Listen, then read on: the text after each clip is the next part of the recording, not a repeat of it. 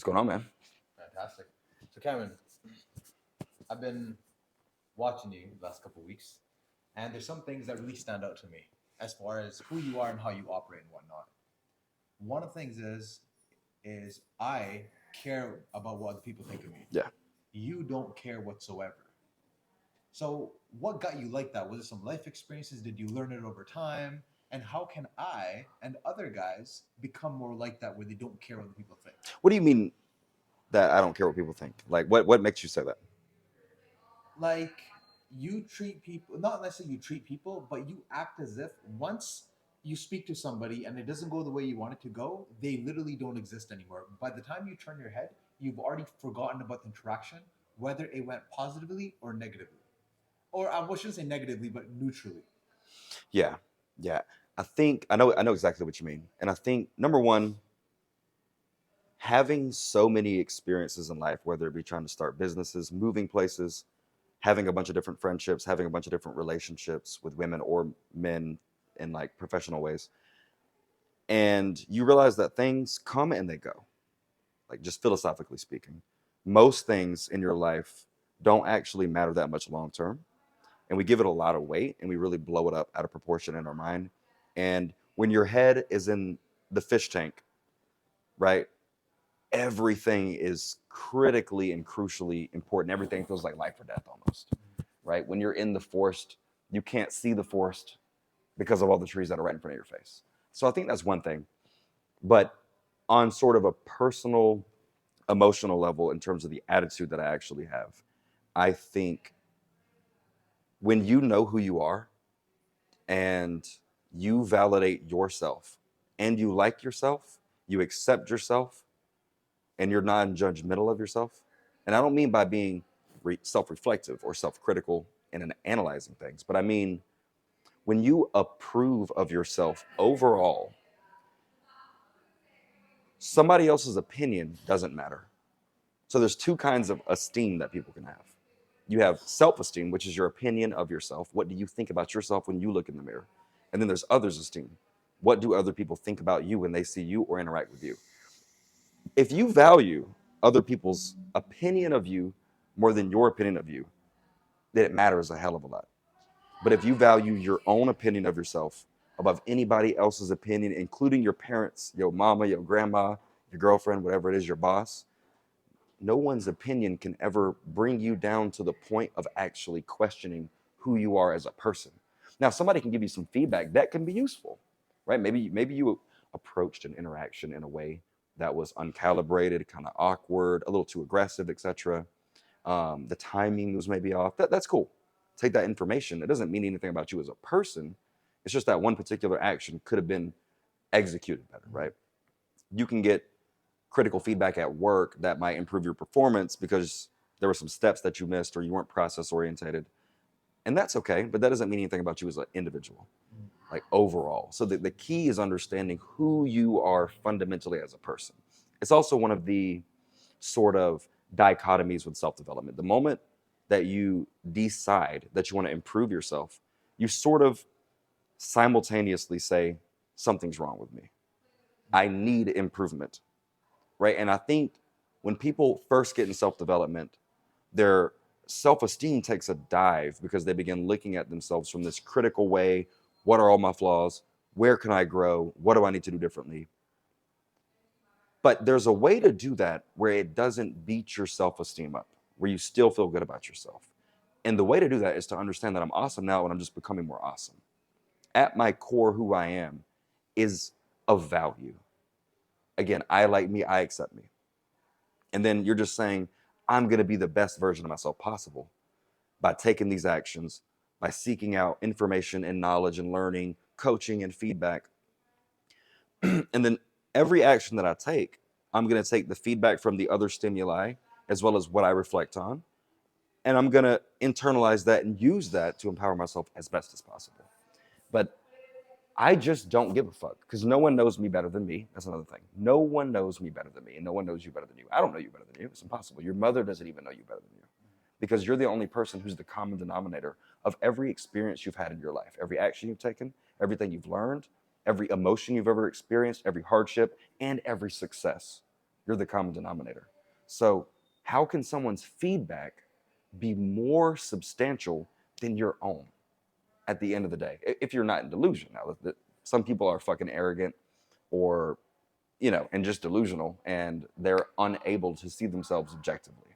But that's likely not you. So if a woman doesn't like me because of how I dress or how I talk or how I carry myself, or she thinks I'm not successful enough, that's fantastic, because there's another woman who's going to love me. And that's all I care about.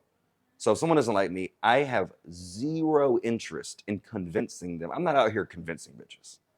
I'm not out here convincing people to join my program. I'm not out here trying to convince someone to like me. I like me, and that's enough. So when you come from that place, it just don't matter. You know? Mm. So when I look at a lot of guys, and I know my confidence is fairly high if I compare it to the average, but you look at some guys, like a gentleman I met over the weekend, I would say his confidence is probably a 1 out of 10. Yeah. So can that guy improve? Is my first question, number one. If so, how much can he improve by? There's a truthful answer that people are not going to want to hear. A lot of people feel like self-development is a scam because they're looking for a magic pill, right? A lot of times people are unconfident, okay, because they don't deserve to be confident. They haven't worked on themselves. They haven't educated themselves. They have very limited life experience.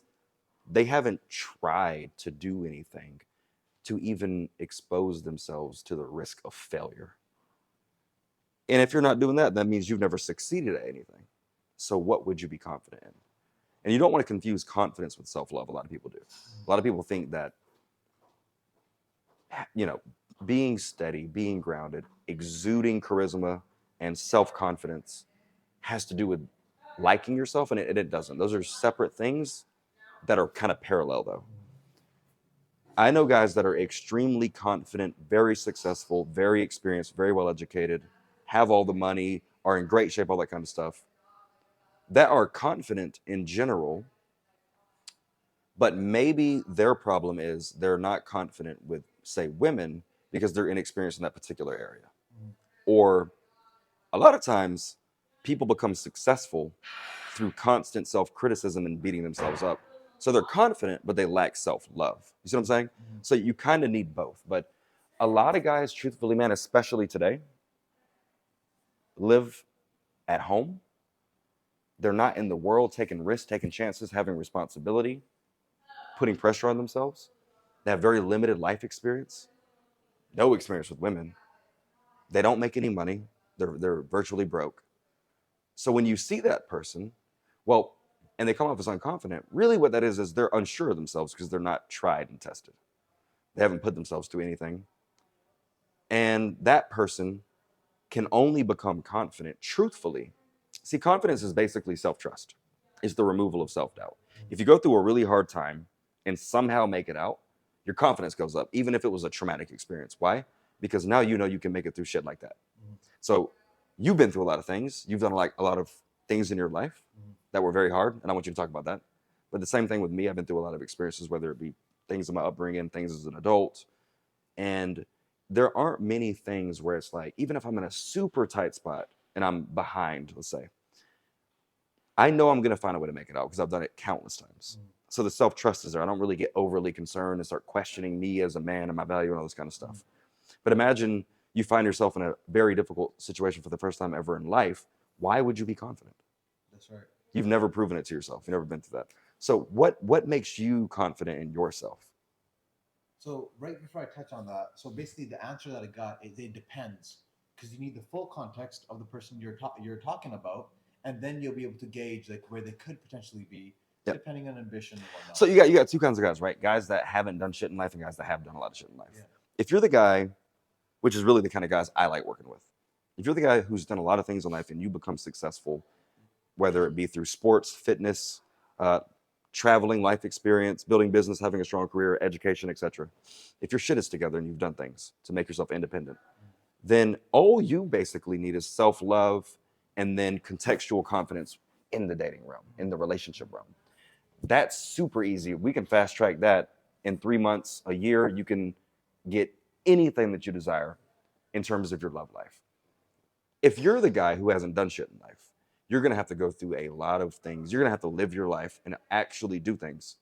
Your track is going to be years.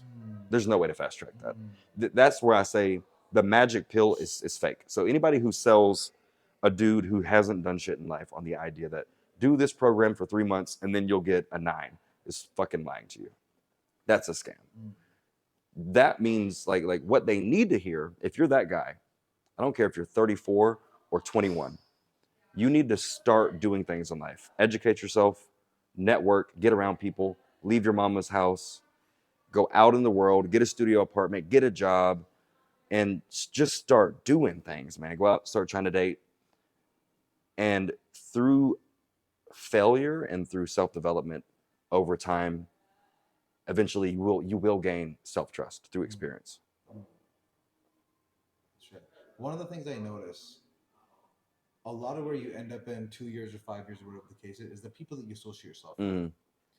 Could you talk a little bit about that? Like, if a guy starting out, he's 21 years old, and he's not very confident. He doesn't have much experience, and he was kind of the social reject back in school. Yeah.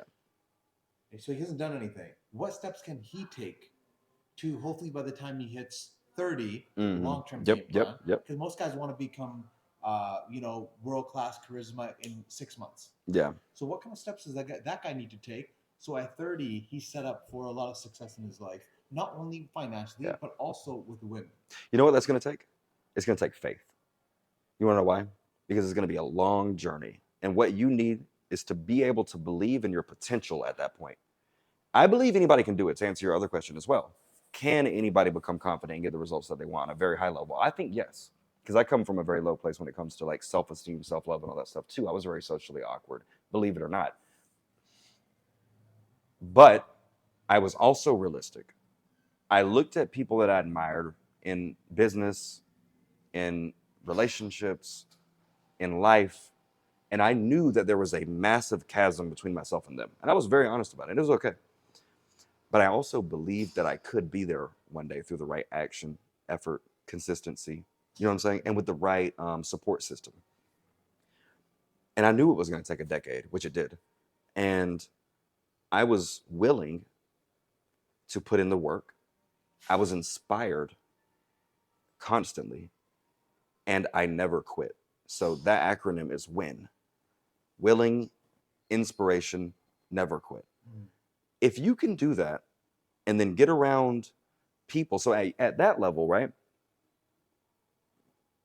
People who are successful are not going to be drawn to you. That's another difficult thing. Quality women are not going to be drawn to you. Why would they? And quality men are not going to be drawn to you because you have nothing to offer them. And they don't want to just mentor you for nothing.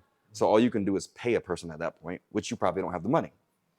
What you can do is find people who are on your level that are extremely determined and that are dreaming about a great future and have that acronym WIN as well. That's what I think is the best thing to do. And then as you start making progress and get more resources, more experience, and build yourself up, then you'll be able to network with higher quality people, pay some mentors, go to some workshops, some conventions, get into some online programs, and then you can start fast tracking your results.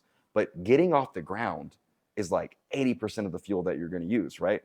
When you're in flight, it's like just maintaining speed, and like that's how you stay flying. You know, does that make sense? It does make sense, absolutely. Yeah. Momentum.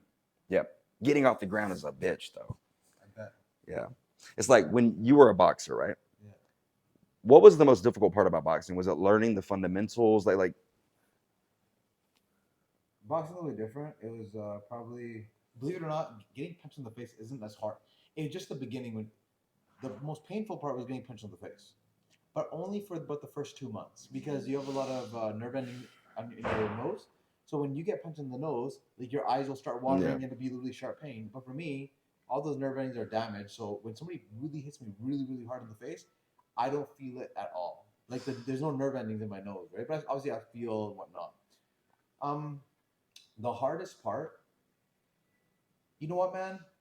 I can't say there was a hard part because when you obsess over something, you don't gotta prioritize it. Mm. You're just obsessed about it. That's all you think about. That's all you Mm-hmm. could do. Mm-hmm. You go home, watch fights, and you go to the gym, and you do what you got to do. You do it when you're tired. But what happens when you do it when you're tired and you don't feel like it? You just do it. It's just what you do at that point. So I can't say there's anything hard about it. Everything is just a trade-off.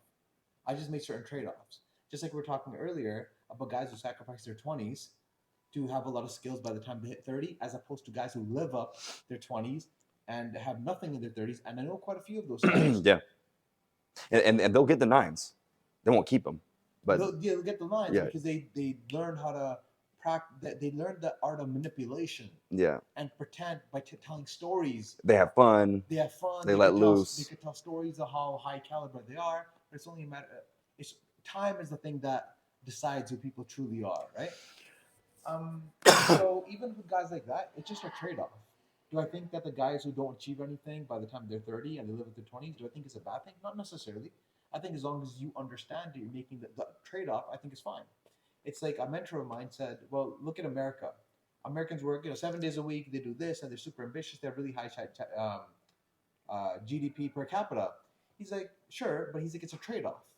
What do you want? Is that what you want? Mm-hmm. Then accept that Yep, trade-off, yep, and then don't complain if you don't get the yep. other side of the thing. So Yeah, it's true, man. It's another hard pill to swallow, which is that to succeed at so everything is about priorities, right? So if you're going to prioritize career and financial success, let's say, every other area of your life is going to suffer. Your fitness, yeah. relationships, love life, which is okay.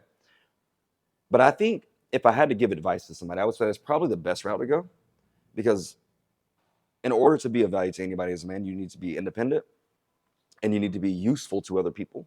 And you're not going to be either one of those things in any meaningful way unless you have your career together, right? And your income and all that kind of stuff. But then you also have the resources to hire coaches to help you with your love life, with your relationship life.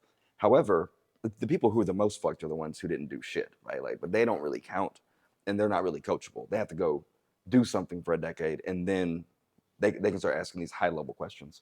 But I would not want to be the guy who just sacrificed my 20s partying or prioritized partying through my 20s to have a bunch of fun stories and like no money and no credit, no career, no network, no people of like substantial quality in my life. Because then now you're like older, nobody wants to hire you. What are you gonna do? Go back to college? It's kind of a, you know what I mean? you're in a tough spot, You're really in a really tough spot. Yeah. bro. You know what that reminds me of is anytime I wanted to learn something, I would just like, for example, let's just say I was a poor swimmer, right? All I did was I literally paid a private instructor. I'm like, hey, teach me how to swim really, really well, because ultimately what you want to be is hard to kill. It's a weird thing to say, but you want to be hard to kill. You want to learn how to fight. You want to learn how to swim. You want to put yourself in dangerous situations, control the dangerous situations, Yep. and be able to get out of those. Mm-hmm. And that also builds confidence, because if you're dropped, I know if I'm dropped anywhere in an English speaking country, it's only a matter of time till I get back on my proverbial feet. Mm-hmm. You know, Mm-hmm. yeah, it'd just be hard to kill, man. I totally agree with that. I think like if you look at how basic training is in the military, that's basically what they do. They kind of just make you competent at general survival skills. You know what I mean? Exactly. Whether it be food related, fitness related, weapons related, swimming. You know what I mean? They just make you someone who, exactly what you said. If they get dropped off somewhere, they're gonna survive somehow. They're gonna bounce back.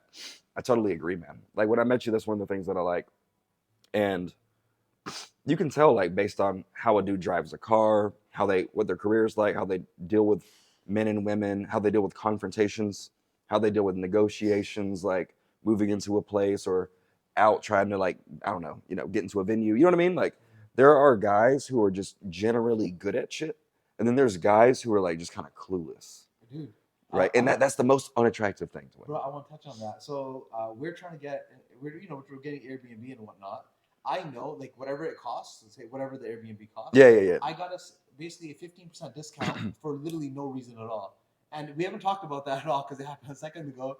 But I know back here, you're thinking, huh, interesting. We just saved 15% of what we would have should have spent. You know what I'm saying? Mhm. But that's just competence. It's just because I put myself in so many different situations. I just I know how to kind of go about that. It's a small example, But you could use that example for multiple areas in life. A guy approaches you, he wants to engage in a fight. Could you handle yourself? Yeah. There's a bouncer at the door. He's, you want to be able to get in through the front door. Can you handle that situation? So if somebody's competent in one area, the chance of them being competent in a lot of different areas is very, very high. Yep. But some guys will just be frustrated, like, oh my God, we can't get They don't know what to do. They're just kind of stuck. Yep. And you could tell if you spend like 24 hours with somebody, you'll be right away. You'll be able to tell Yep. their competencies 100%. in a lot of different areas. If you, this is like, it's so critical to like not be an introvert, right? You have to get out your house and do things and like put yourself in different environments around different people and do things. You know what I'm saying? So I want to touch on that. So people say extroverts and introverts. I love being alone, by the way. But I'm an extrovert. People who are introverts, which is really interesting. People who are introverts, I think it's just another word for being a loser. Okay. Yeah, I know what you mean. Like shelter, not sheltered, isolated. Isolated. Yeah. Like, dude, like, I have some friends that, oh, I'm an introvert. Nah, bro. Like, I'm looking at him behave. I'm like, nah, bro. It's just literally you're a loser. What that means, I don't want to say that to him, obviously, unless he watches the video. Sorry, but I think if you're just a cool dude, you know, not necessarily that you like going out. Because I personally don't like going out, but I can go and have a great time, as we have the last, every single weekend since I've been here. But those dudes are just losers, man. Just like admit to yourself, hey, look, I'm not an introvert. I'm a loser. I need to learn how to meet people. Yes. I need to have friends. 100%. Guys who don't have a lot of friends, yep, that's a huge red flag for me. That's weird, dude. It's yeah. If you're high value, even you might not see your friends often because they're busy. They made their movers and shakers in the world. But if you can't call people up in your darkest hour and they're not willing to take your call, huge red flag. Yeah. What it boils down to also is like, so people often ask me like what's the most attractive quality that a man can have to women, and it's a really interesting question. People like to focus on these superficial sort of commercial things. So you'll hear about money, muscles, mindset. You'll hear about 6 feet, 6-pack, 6 figures, like these things. It really is none of that. You can't simplify it to something that's superficial. You really can't. Mm-hmm. What it boils down to, and I think on a very biological level, because we come from a harsh environment, right, in the past, our ancestors, it's fear. The ability, so men who are afraid of confrontation, of going out and getting their meat and their fruits, you know what I'm saying? Exploring, traveling, men who are afraid of defending their property, defending their loved ones, is highly unattractive to women. Because what are you going to do for her in life? Because life is basically about survival and thriving. You're either coping or you're thriving in life. And if you're the isolated loser who has a very limited experience, that's a coping mechanism. You're avoiding pain, suffering, challenge, risk, defeat. You know what I mean? You're avoiding life. Exactly. And women avoid life. That's why they want a man. Fascinating. Who actually goes out and has lived a lot of life. And they want to experience life, but not by themselves. They want to do it with a man behind him. Exactly. As her shield. That's the truth. Dude, 100%. Yeah. And like a friend of mine, funny, I heard a friend of mine send me a message. Tall, handsome, makes too much money, right? Young. And he asked me, and he sends me a picture of him flexing right after he got out of the gym, so he had a little pump. He's like, how much more muscle do I need to be the top 1% of masculine physique or whatever, right? I was like, brother, you're already there. You just need to learn how to fight. Yeah. He's the type of guy, he'll get punched, and he'll, he'll retreat as opposed to come out and really try to fight. Mm-hmm. And I'll make you, my advice to him was, go out, start a fight, and lose. Yeah. Because what you'll start realizing is people don't want to fight if you engage them and you start pushing them. Like if I threw water at somebody, the chance of them fighting is like 0. I can almost guarantee it's 0. You know what I'm saying? Yeah. And people don't know that, but you gotta actually put yourself in a situation. Because people are afraid. Yeah, as me being a man who's 6'5", right? It's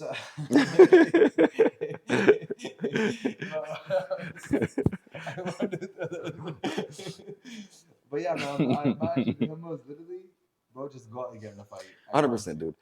I was listening to, I think, like Andrew Tate. It was hilarious. I'll send you the compilation. He's like talking about all these like fitness influencers and dudes that are like always talking about like their body fat percentage and their bicep inches. And he's like, dude, what's it matter anyway? I'll knock you out and you'll be buff on your back, unconscious. Who Exactly. cares how big Exactly. you are? It really doesn't matter. Like we were at a bar and there was a dude, like you were in a set talking to a girl or two girls. And like one of the dudes that I guess was a part of the group kind of like leaned into you, said some Yeah. shit. He tapped me a little bit. Yeah, yeah. Then he leaned back in, and then like I like rushed up because it kind of pissed me off, and I like smacked him in the chest like 3 times. The dude's like had to be like 6'4". Oh, you talking? Oh, I remember. Oh, I was now I on know that you're one. talking. Yeah, Oh, yeah, he yeah, didn't yeah. actually touch me, but yeah, he just approached 6'4", big, tall, white guy, had muscles. Yeah, yeah, yeah, yeah. Oh, you Dude, I were smacked good. him in the chest hard like several times. Bro. Didn't do shit. Dude, he was scared. Yeah, yeah. He didn't know what to do. In front of the girls he liked. Oh my, 100% he liked them. So you're And fucking and girls, 100% that ended any chances he ever had with them. bro. And that's the truth of who he is. Exactly. He's always been that guy. You can't fake that type of stuff. And yeah, that was. Even I was looking back. I didn't know whether to laugh or I didn't know whether I should step forward. Yeah, yeah. Because everybody, even the bartender, was like looking at you like, she's just on the dialer. You know what I'm saying? Like Yeah, he's yeah. scared. Yeah, and that's the thing. I'm like 5'8", 150 pounds. Exactly. You know what I That mean? dude was probably definitely 200. Yeah, yeah. 6'4", Mhm. big, white. Yep. You know, just Yep. yeah. But man. fear, man. Fear, dude. Fear. You could fake it. You could fake it until you get pressed. When you get, but just like Exactly, because he was trying to be a tough guy. exactly. Yeah. But just like life, you could fake. You got the fancy car, fancy this. But dude, like you're the woman that's with you. She knows what your real situation is like. She's like, this dude's struggling. You know? Yeah, and like when you look in someone's eyes, and like women are better than men at this. Like as a fighter, right? Like you know somebody can fight, regardless of how big they are. Exactly. Like that's why I knew he wasn't gonna do shit. To be honest with you, but like there's people you look at them in the eyes and you're like, this motherfucker, even if I could win, is dangerous. Bro, my boxing coach told me that actually. He's like, dude, sometimes man, you'll see these dudes, and just walking on the street, you're just like, I should avoid that guy for some reason. And you'll literally just go to not that you're scared. Yeah, yeah, yeah. That's just that it's not that It's just smart. it's not that he'll win or you'll win. It's just that this dude could be a problem. Exactly. If you're in a fight, he'll keep you busy. Yep. And busy is not what you want. You want to try to avoid. You know. Yeah, yeah. Like what you'll notice is the higher the trained the guys are, the more avoidant they are to a fight. Yeah. They'll avoid it at all cost, but to a certain point. If they have to engage and they have no way of getting out, they will engage, but that'll just be To the end, yeah. That'll be dangerous. Yeah, yeah. You know, I would say for both parties, because do you know when you become a professional boxer, professional fighter here in America, you have to actually register? Yeah, yeah, yeah. Mm. Which I found fascinating. In Canada, you don't actually do that. Oh, okay. They just look at how much training you've had. So yeah, man, that's fascinating. Yeah.